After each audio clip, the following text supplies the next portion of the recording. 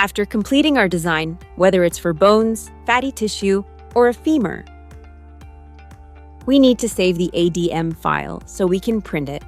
Choose the file we want to save the recipe for and click Save.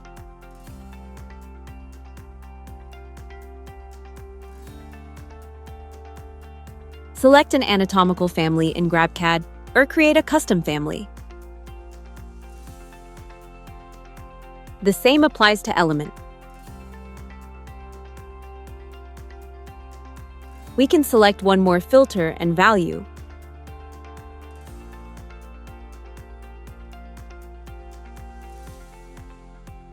And at the end, select the name for the ADM file.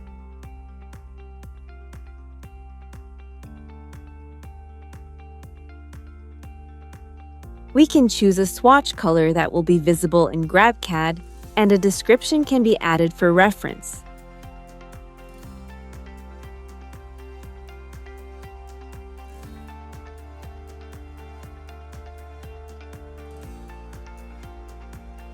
Once it is saved, go back to GrabCAD tray. Select the desired family, element, and modifier. Now it's ready to print. The material combination created is assigned to the model.